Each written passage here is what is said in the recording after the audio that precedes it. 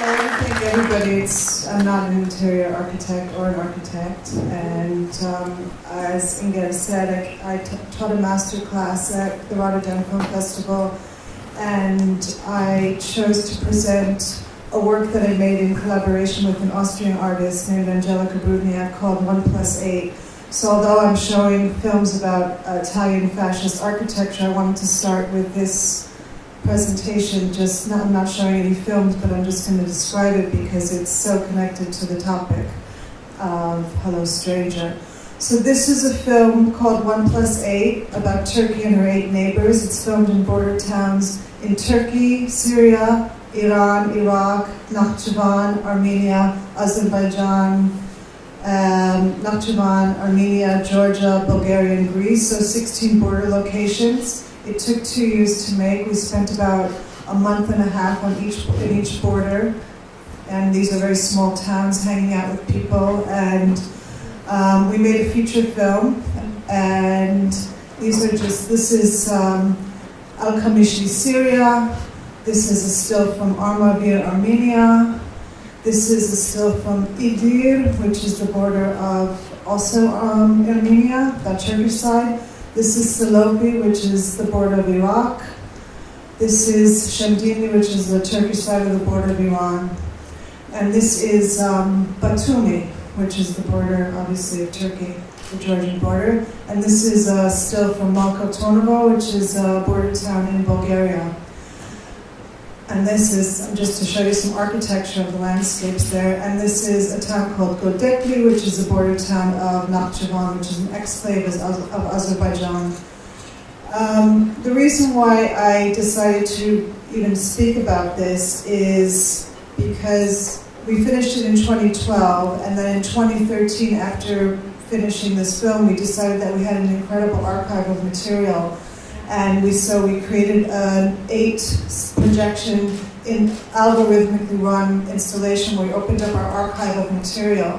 The material consisted of interviews, song, landscape, and how the algorithm worked was that if somebody was speaking, let's say, you walk into the room and it's the geography of Turkey, so here's Greece, here's Bulgaria, that is Georgia, Armenia, Nakhchivan, Iran, Iraq, Syria. So if you're walking in and someone's speaking on the Syrian border, whether it's a Turkish person or a Syrian, because they're both on one projection, then the other screens have landscape and no speaking.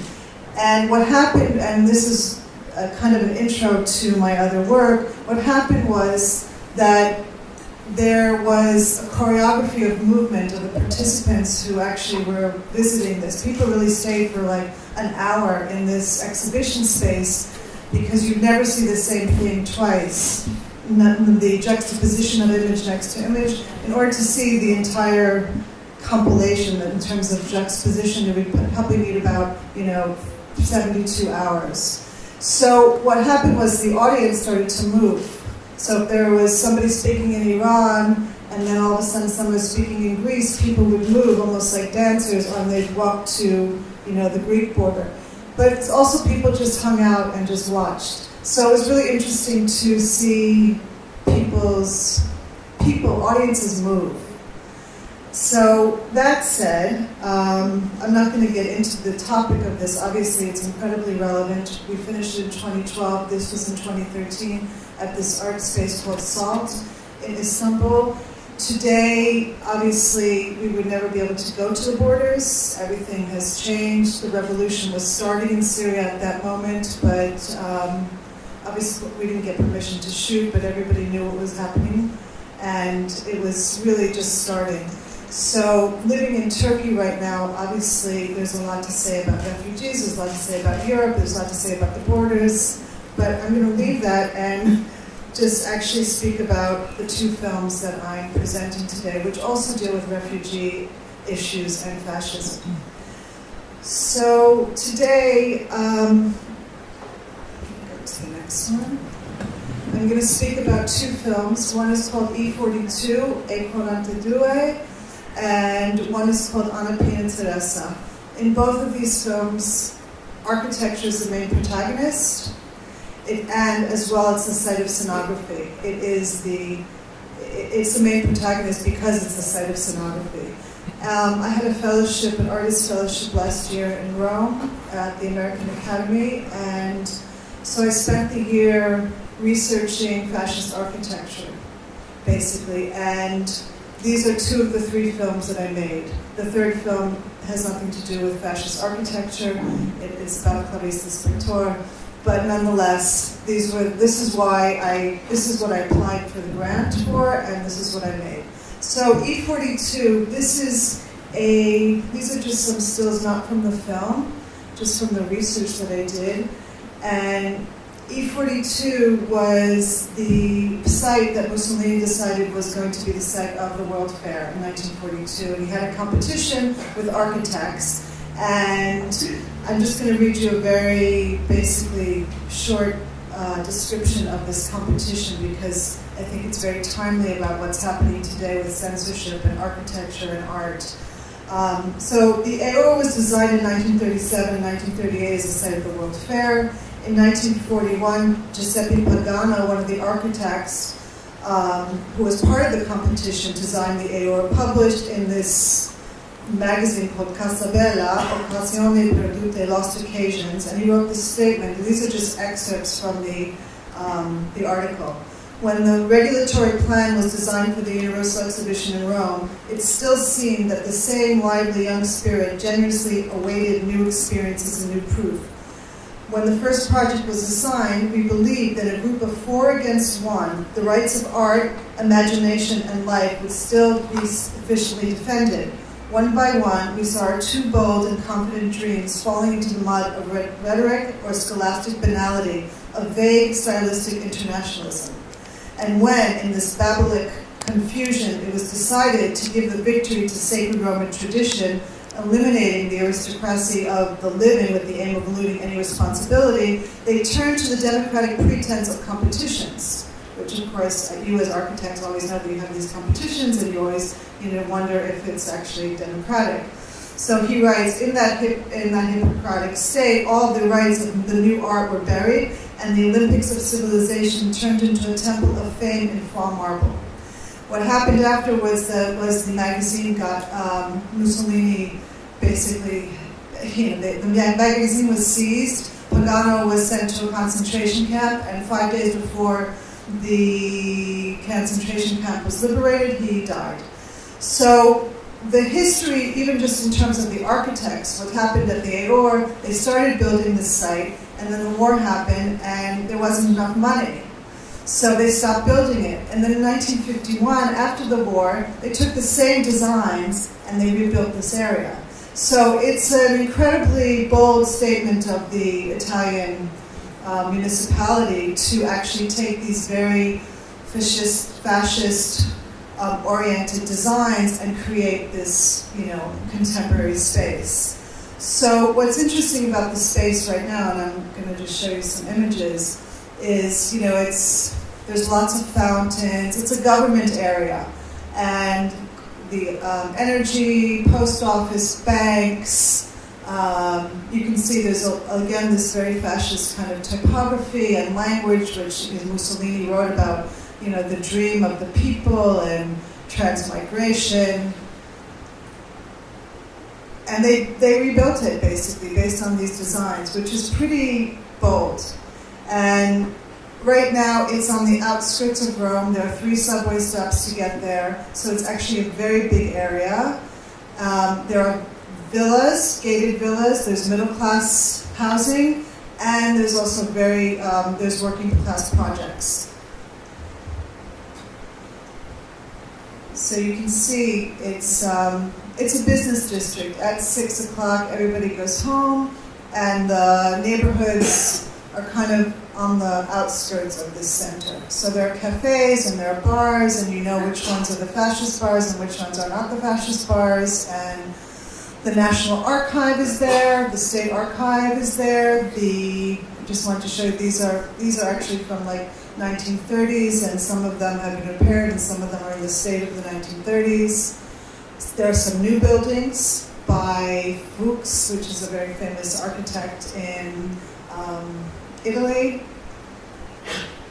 This is like a really crazy cafe, like a southwestern theme. I mean, it's just a very interesting kind of hybrid space. You know, very detailed design in terms of all the lamps. This is the new Fuchs building, which hasn't been finished yet.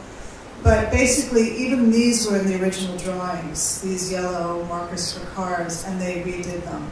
So it's these are remnants of that period. This is the inside of one of the main buildings. I mean, you can see marble was the main theme. Mussolini chose this whole concept of pattern marbling. This is leading to the bunker in this building for Mussolini. He would drive his car into here. This is on top of a building. It's kind of in the back. So there was a lot of art, a lot of corridors, a lot of parks. He built a eucalyptus park. He built a fake lake. And you can see that there's this juxtaposition of the new and the old, meaning new. This is old, and then they would have housing. So there are three main museums: the Anthropological Museum, the Museo della Civiltà Romana, and the Popular Artists Museum as well. So people go there, but it's mostly businesses. It's not. I don't think it's not a popular tourist site. The only people who go to this as a tourist are people who are interested in fascist architecture, basically. Because the museums, I mean, I've been to the museums many times and there's maybe one other person in them. Nobody really hangs out there. What's happening now in this area is that it's on a highway that leads to the sea. Mussolini designed this space. It was all swamp area because he wanted to make his mark. This is one of his major sites where he wanted to make his mark like as the Augustus, and he wanted to connect Rome to the sea. So it was swampland. And right now in the working class neighborhood near the highway, there are all these prostitutes, and all the people who are in the villas decided that they don't want to live there anymore. So there's like an empty villa town. Prostitutes and homeless people living in all of these corridors of the building. So this grand government space is now, shifting in terms of they don't really know how to negotiate with what's going on socially. So one of the things that I just wanted to kind of show the overlapping of architectural signs. This is a park. This is called Park Ninfeo, and during the fascist era, they would take all the gay people there and shoot them. So at some point I think it closed down about 2 years ago, there was like a gay kind of event that took place there, kind of in commemoration. But mostly there's not a lot of interventions about the fascist history. People just use the space. A lot of it's in disrepair. This is one of the man-made lakes. I'm showing this, and I'm going to get to the films very soon, because I did a lot of research for E42 at the National Archives, which is at the EOR. And what I was interested in was the surveillance mechanism of Mussolini, because it was told, people who are experts on this said that the Stasi actually learned from Mussolini, and that the system that the police used in Italy during the rise of Mussolini was so strong that everybody was scared of who to talk to. And that's how they secured all the spies in Italy, basically. So they also kept incredible records. And this was a record of this communist woman named Camilla Rivera, who became, after Gramsci died, she became the leader of the Communist Party, and she was sent to live on an island for 22 years. So they had an incredible archive of the postcard that was in her purse when they arrested her, the key, her little wallet, police notes, correspondence between her and her brother and her sister. So it was an incredible source for learning firsthand from an archive about this period of time. You can see this is her handwriting. They basically tested her letters to see if she had written a note to somebody. Anyway, I spent a lot of time looking at, Mussolini had an incredible propaganda system, and everything was filmed. He basically started Luce, which was a film institute, and everything was filmed. The breaking of the ground at the Euro was filmed. And I started to look at these gestures, and gestures of fascism, and his gestures, because they were so particular. So here are a few of them. And when I started to make this film, I realized that I wanted to do some kind of interventions in the space, to mark it in some way from this, it's just a normal landscape in Rome. So you'll see the film and we can talk about it afterwards. The second piece the first piece that I'm actually going to show is called Pina Teresa, and it's filmed at the Foro Italico, which is another fascist landscape. And it was kind of like a sports center. Mussolini was really into sports and bodybuilding. And this, in a way, was more overt in terms of the iconography, the fascist iconography. And his name, Duce, was all over the place, and murals. Whereas in the Aor, the markings were a little bit more poetic. And, it's very different than Germany or Poland and the way monumental spaces are from the Second World War are marked. So I think that when I started to make this film, I was really interested in this kind of language of Italian history that was specific to Italian history. One thing I want to say before I get to this Pina Teresa is E42 is part of a trilogy, a 16mm film trilogy about the Second World War and about monuments and history. The first one is called Past Perfect. It also premiered at Rotterdam. And it's a film about Poland, my late grandmother who immigrated to Chicago. Her sister escaped to Brazil. Her brother escaped to Argentina. And over many, many years, I interviewed her talking about what it felt like to be in America during the war, knowing that her family was being killed. And so that's one part of the film. Another part is when I was making the film, my father found a photo, the last photo taken of my father's family, and there were a lot of girls in the family, and I come from a family of a lot of girls, and there was this woman who looked exactly like me. So he just never showed me this image before. Everybody got killed except for the two men in the photo. And so I wrote the last kind of moments of this woman's life based on my late grandfather's writings in Yiddish about his family. So a lot of it is about constructing memory. And then the third part of the film, there's 4 parts to the film, and they're all woven together. And why I'm saying this is because you'll see similar trends in E42.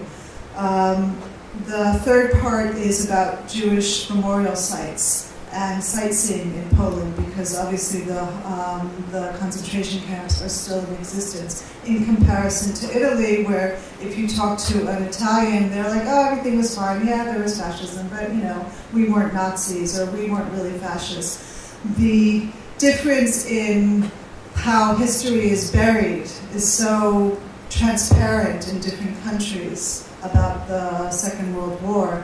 So part of what I wanted to uncover in E42 was, what is this legacy of, Italian history? And you'll see in the choices that I made. They're very different than the choices of Past Perfect, which was much more personal and more psychoanalytic about grieving and concept of grieving and how people grieve. And E42, it's not, directly my history, so it's a very different perspective. So now I'm going to get to this, and then I'm going to stop talking. A lot of people, a lot of really important filmmakers in Italy used these fascist landscapes as sites of scenography. They used them as backdrops to tell their stories, for their narratives. So Antonioni, Pasolini, Fellini, and this is a film by Rossellini. I don't know how many of you have seen it. But there's this, in the first 10 minutes of the film, Anna Magnani is, there's a working class neighborhood in Rome, and her boyfriend, who's an anti-fascist, is being taken away from the police. Everybody's escorted from the building. The police are there. She hears that they've taken away her fiancé. She's supposed to be married the next day. She's pregnant. She hasn't even told him that she's pregnant. And it's really dramatic. She fights the fascist police to get to him. And then she runs after Francesco, screaming in the street, Francesco, and then they kill her in the first 10 minutes of the film. So I took these three movements and I made a film, which you will now see, called Anna Pina Teresa. That's it.